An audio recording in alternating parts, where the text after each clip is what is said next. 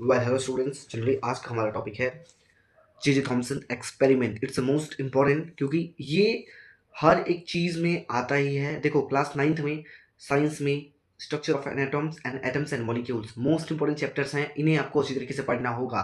Chemistry के अंदर चार ही चैप्टर्स हैं। कौन कौन से हैं? पहला, दूसरा, तीसरा, चौथा। चौथा लास्ट चैप्टर है, बहुत ज़्यादा इंपॉर्टेंट है। इसे अच्छी तरीके से समझना। देखो मार्क्स लाने के लिए सब पढ़ते हैं, लेकिन नहीं, आपको समझना भी है। अगर आप अच्छी तरीके से नहीं समझोगे, क्योंकि अगर आपने अच्छी तरीके से नहीं समझा तो क्लास 10th या क्लास 11th या क्लास 12th में बहुत दिक्कत होगी, फिर बोल रहा हूँ मैं। तो यही रिक्वेस्ट है, अच्छी तरीके से पढ़िए, समझिए, देन अच्छी तरीके से लिखना। जैसे जैसे मैंने बताया, देखो जब भी आप पढ़ने बैठे हैं तो एक कॉपी और एक पेन के ही साथ बैठे। देखो मैंने अच्छी तरीके से बताया है, मैं अच्छे से हर एक चीज़ टॉपिक वाइज पढ़ाता हूँ और लास्ट में क्वेश्चन बैंक यानी कि इंपॉर्टेंट क्वेश्चंस भी देता हूँ। इंपॉर्टेंट क्वेश्चन जो मुझे लगता है उसी में से ही हर एक क्वेश्चंस आते हैं। अगर आप अच्छी तरीके से पढ़ोगे तो मैं आपको गारंटी देता हूँ कि आप बहुत अच्छे नंबर से पास हो सकते हो। एंड क्लास 10th में भी प्रोसीजर सेम रहता है पढ़ने का, खाली क्लास 10th में थोड़ी बहुत नई नई चीज़ें आ जाएंगी, बस उसमें बोर्ड रहता है, इसमें बोर्ड नहीं रहता है। प्रोसीजर पढ़ने का सेम रहता है। तो मैं यही कहना चाहूँगा, क्लास 9th में साइंस एंड सोशल साइंस में हर एक चीज़ें इंपॉर्टेंट होती हैं, उसमें हर एक चीज़ पढ़ना होता है, ना कि कुछ चीज़ें। हाँ, देखो आपको पास होना है तो कुछ-कुछ चीज़ें इंपॉर्टेंट होती हैं, उसे पढ़ लो, आप पास हो जाओगे। लेकिन आप पास होने के लिए नहीं पढ़ रहे हो, आप बहुत अच्छे नंबर मार्क्स लाने के लिए पढ़ रहे हो। सॉरी, थोड़ा वीडियो लंबा हो गया, माफ़ करना, लेकिन आपके अच्छे के लिए ही था। प्लीज़ लाइक करना, शेयर करना एंड सब्सक्राइब करना। प्लीज़ यार, बहुत डिमोटिवेशन लगता है जब व्यूज़ नहीं आते या फिर कोई सब्सक्राइब नहीं करता है। तो प्लीज़ यार, आपका फ़ायदा हो रहा है तो प्लीज़ मेरा भी फ़ायदा कीजिए आप, ठीक है? Let's start everybody, come to the point. J Thomson experiment.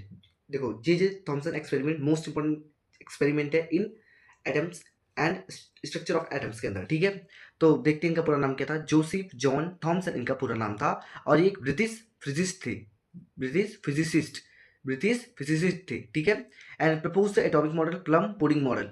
इन्होंने अपना एक प्लम पुडिंग मॉडल को इंट्रोड्यूस किया था, यही था इनका एटॉमिक मॉडल।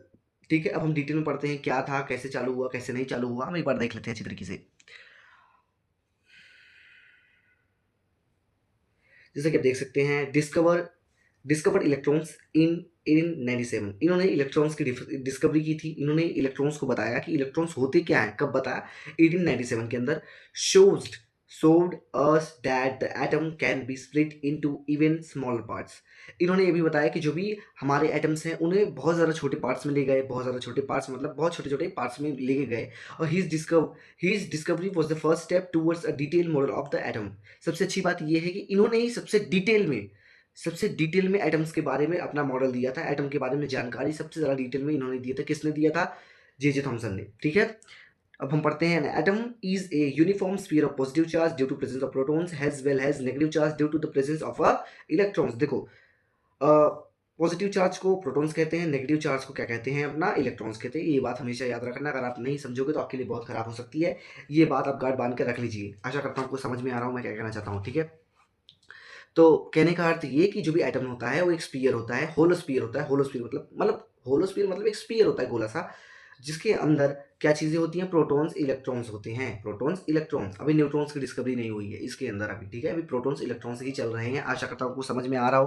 प्लीज़ यार लाइक कर देना है, शेयर कर देना है, सब्सक्राइब कर देना है। बहुत लोग लाइक ही नहीं करते यार, शेयर भी नहीं। चलो शेयर मत करो लेकिन लाइक करो, कमेंट करो कि भैया बहुत अच्छा लगा, या फिर मुझे मेरे अंदर कुछ कमी है कि मैंने बहुत गलत बोला है, फिर कुछ ज़्यादा जल्दी बोला, तो प्लीज़ उसे कमेंट कीजिए। मुझे बहुत अच्छा लगता है देख के कि हाँ, कम से कम आपने मुझे जाना तो सही, आपने मुझे बताया तो सही क्या कमी थी मेरे अंदर। प्लीज़ एक और रिक्वेस्ट है, सब्सक्राइब ज़रूर करना, बहुत ज़्यादा ज़रूरत है, ठीक है? Then atoms has all is electrically neutral. देखा जाए इलेक्ट्रिकली ये न्यूट्रल होते हैं। जो एटम्स होते हैं न्यूट्रल होते हैं। क्यों न्यूट्रल होते हैं? क्योंकि इसमें पॉजिटिव और नेगेटिव दोनों इक्वल अमाउंट में प्रेजेंट होते हैं। हमेशा मेरी बात याद रखना। अभी हम आगे चल के पढ़ेंगे कि इलेक्ट्रॉन्स प्रोटॉन दो होगा तो दो, चार होगा तो चार, दो के दोनों इक्वल ही होते हैं। हमेशा मेरी बात ये आपको गार्ड बांध के रखनी है, ठीक है? कुछ कुछ चीज़ें रटना होता है तो उसे रट ही लीजिए। और न्यूट्रॉन्स, जो भी न्यूट्रॉन्स होते हैं वो डिफरेंट होते हैं। वो हम आगे चल के जो भी कुछ कुछ थियरीज आई उन्होंने न्यूट्रॉन्स के बारे में बताया, अभी बताया नहीं गया है। अभी एटम आया, फिर एटम के बारे में डिटेल जे थॉमसन ने दिया है, उसी के बारे में पढ़ रहे हैं, ठीक है? देन आता है कि an electron is a negatively charge component of an atom which exist outside the nucleus. हाँ, तो देखो जैसे कि मैंने आपको बताया था, एक बार वापस बता देता हूँ एग्जाम्पल को लेके एक बार अच्छी तरीके से। हाँ, कि मैंने आपको बताया था स्ट्रक्चर ऑफ एटम, रफली बता रहा हूँ समझने के लिए, ठीक है? तो एटम है, एटम्स के अंदर क्या होता है, protons and neutrons, protons and neutrons, और उसके बाहर और प्रोटॉन न्यूट्रॉन न्यूक्लियस के अंदर रहते हैं, न्यूक्लियस, ठीक है, न्यूक्लियस समझने के लिए बताया आगे चल के, लेकिन वापस एक बार समझने के लिए बता रहा हूँ, ठीक है। और यहाँ इलेक्ट्रॉन्स होते हैं, तो इसका कहने का मतलब जो हमने ये पढ़ा, इसका कहने का मतलब ये भी, जो न्यूक्लियस होता है उसके बाहर जो होता है वो क्या होता है, इलेक्ट्रॉन्स होता है। सिंपल सी बात थी, यही बात थी, ठीक है। एंड ये था, ठीक है। Each electron carriers one unit of negative charge and has a very small mass of compared with that of a neutron and proton.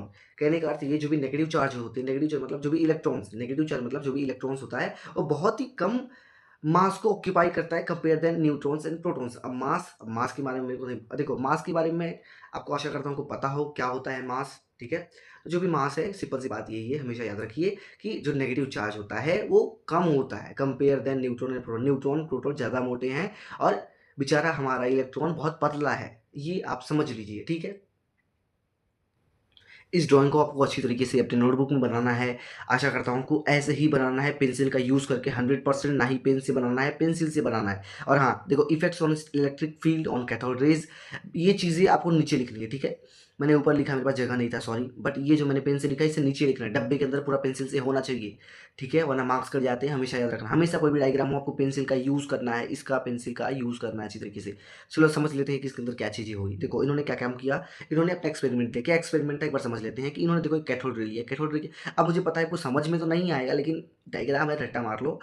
अब इसे प्रैक्टिकली अगर आपको देखना है तो यूट्यूब पे देख सकते हो आप अच्छी तरीके से, लेकिन ठीक है, समझने के लिए ही है खाली। कैथोड रे, कैथोड रे एक डब्बा है छोटा सा ये, जिसमें हमने दो से कनेक्ट किया है, पॉजिटिव और नेगेटिव, पॉजिटिव नेगेटिव, पॉजिटिव को एनोड, नेगेटिव को कैथोड, ठीक है। कैथोड रे है अपना। जैसे इसमें हम कुछ और प्लस माइनस का इलेक्ट्रिक फील्ड है। इलेक्ट्रिक फील्ड के बारे में क्लास 10 में नहीं, क्लास 11 12 के बारे में पढ़ोगे कि इलेक्ट्रिक फील्ड होता क्या है। बहुत अच्छी चीज़ें हैं ये सब। देखो साइंस को ऐसे समझ के पढ़िए कि मुझे बहुत मज़ा आ रहा है, मैंने कुछ नया सीखा, तो आप बहुत अच्छा स्कोर करोगे और बहुत अच्छा समझोगे साइंस के अंदर। वरना रट के काम करोगे तो कोई मतलब नहीं है, रट्टा मारोगे तो एग्ज़ाम में तो अच्छे नंबर आ जाएंगे, लेकिन कोई मतलब नहीं है उसका, क्योंकि आपने कुछ समझा ही नहीं है, ठीक है। पॉजिटिव नेगेटिव इलेक्ट्रिक फील्ड है, तो इलेक्ट्रिक फील्ड के कारण ये सारी चीज़ें होती हैं, बस खाली ड्राइंग बना के आना है। ये ड्राइंग आपने नहीं बनाया तो मार्क्स कट जाएंगे, बड़े खतरनाक मार्क्स काटते हैं आपके जो भी सब्जेक्ट टीचर होगा, मार्क्स बहुत खतरनाक काटेगा। J Thomson used cathode ray tubes to de demonstrate that the cathode ray respond to both magnetic field and electric field. कहने का अर्थ यही है, इसी कैथोड रे का यूज़ इन्होंने इसलिए किया कि जो अपना कैथोड रे है, कैथोड रे ट्यूब है, ये दोनों को रिस्पॉन्ड करता है, मैग्नेटिक और इलेक्ट्रिक फील्ड दोनों। अब मैग्नेटिक इलेक्ट्रिक फील्ड अलग से नहीं है, ये क्लास 11th में, क्लास 12th में पढ़ोगे बहुत डिटेल में, बहुत अच्छी तरीके से। इलेक्ट्रिक फील्ड मान लो कि ये चार्जेस की वजह से प्रोड्यूस होती है इलेक्ट्रिक फील्ड, और मैग्नेटिक फील्ड मैग्नेट की वजह से प्रोड्यूस होता है। जो मैग्नेटिक फील्ड होता है ये क्लास 10th में आप अच्छी तरीके से पढ़ोगे। क्लास 10th में बहुत अच्छे चैप्टर बना है, magnetic induction and magnetic motor, अच्छी तरीके से उसमें आप समझोगे। आशा करता हूँ आपको समझ में आया हो मैं क्या बोलना चाहता हूँ। और इलेक्ट्रिक फील्ड के बारे में आप इलेक्ट्रिसिटी चैप्टर में पढ़ोगे, हो सकता है उसके अंदर हो तो बहुत अच्छी बात है, क्लास 10th में, ठीक है। 11th में बहुत डिटेल में दिया है, लेकिन 10th में ऊपर ऊपर से दिया है, लेकिन समझने के लिए, ठीक है। सिंस द रे was attracted Since the ray was attracted to a positive electric plate placed over the cathode ray tube, he determined that the ray must be composed by negative charge particles। कहने का अर्थ यही है कि जो भी, देखो उसके अंदर की बात थी कि जो भी पॉजिटिव चार्ज को अट्रैक्ट करेगा, जो भी चीज़ें पॉजिटिव चार्ज को अट्रैक्ट करेगा, कौन अट्रैक्ट करेगा, एक प्लेट अट्रैक्ट करेगा। कौन सा plate, over the cathode ray tube. जो भी कैथोड रे का ट्यूब है, जो भी उसके अंदर प्लेट है, वो पॉजिटिव इलेक्ट्रिक चार्ज को खींचेगा। और he determined that the ray must be compose by negative charge particle. आशा करता हूँ कुछ समझ में आया हो। He call this negative particles electrons. इसी से हमें इलेक्ट्रॉन्स मिल गया कि जो भी ये नेगेटिव पार्टिकल्स निकले, इन नेगेटिव पार्टिकल्स को इलेक्ट्रॉन्स बोल दिया ही गया, ठीक है। तो लिमिटेशंस पढ़ लेते हैं। अब लिमिटेशन का मतलब क्या, ये नहीं बता पाए अपने इस थियरी के अंदर कमियां ये रह गई कि ये इन्होंने ये नहीं बताया। Model fail to explain how protons and electrons were arranged in atoms so close to each other.